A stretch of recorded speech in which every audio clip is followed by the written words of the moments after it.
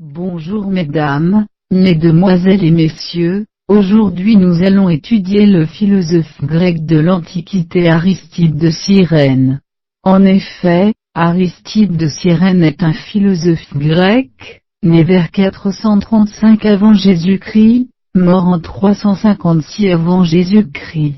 Disciple de Socrate à Athènes, il est le fondateur en 399 avant Jésus-Christ de l'école dite cyrénaïque, dont l'orientation principale est l'hédonisme.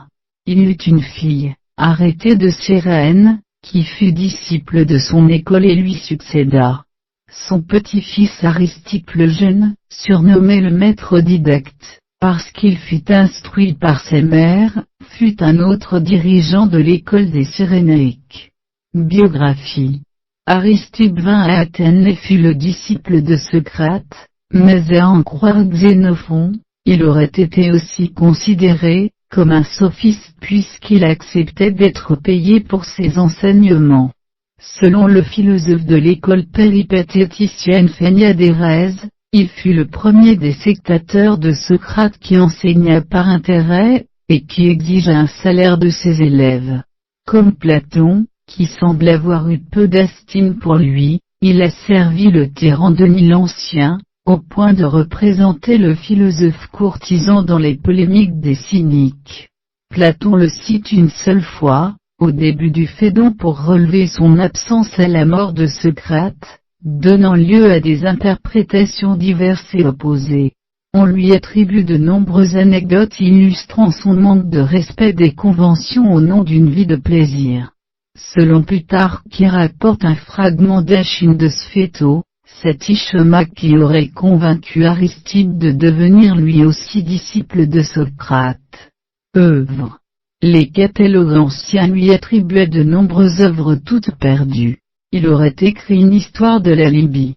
Diogène Laërce énumère les titres des dialogues suivants: à Artabase, aux naufragés, aux exilés, à un mendiant, à Laï, à Poro, à Laï, à propos du miroir, Hermia, un songe, à celui qui a la coupe, ou, au président du banquet, Philomèle, à ses intimes, à ceux qui lui reprochent d'avoir vin vieux et courtisane, à ceux qui lui reprochent le luxe de cette table, lettre à sa fille Arrêtée, à celui qui s'exerçait.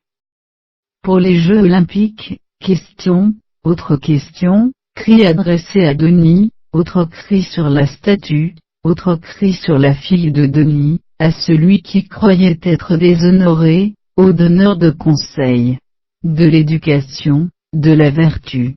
Aristippe de Cyrène définissait le but et la fin de la vie, comme un mouvement lisse qui débouche sur une sensation.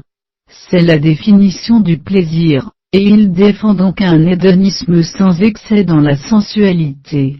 Il n'admet pas la thèse que le bonheur serait supérieur au plaisir, et n'y voit qu'une somme de plaisirs particuliers, ce qui le différencie de la tradition grecque de l'eudémonisme. Les Cyrénaïques se différencient de la définition d'Épicure en prenant le plaisir comme un mouvement avec sensation et non pas une ataraxie.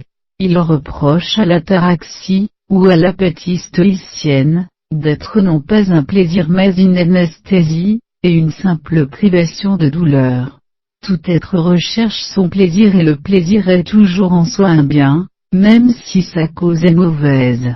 Les plaisirs du corps sont plus importants que ceux de l'âme.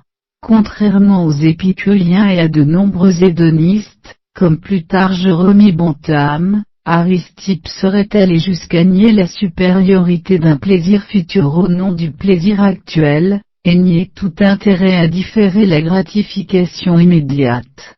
Comme le relève en effet Diogène Laërce, livre 2, 66, il jouissait du plaisir que lui procuraient les biens présents, et il ne se donnait pas la peine de poursuivre la jouissance de ce qu'il n'avait pas. Il semble qu'Aristippe ait aussi défendu un certain scepticisme, pensant que les sensations elles-mêmes sont trompeuses, ou du moins relatives et subjectives, mais que nous ne puissions rien connaître sans elles. Bibliographie. Je vous en remercie.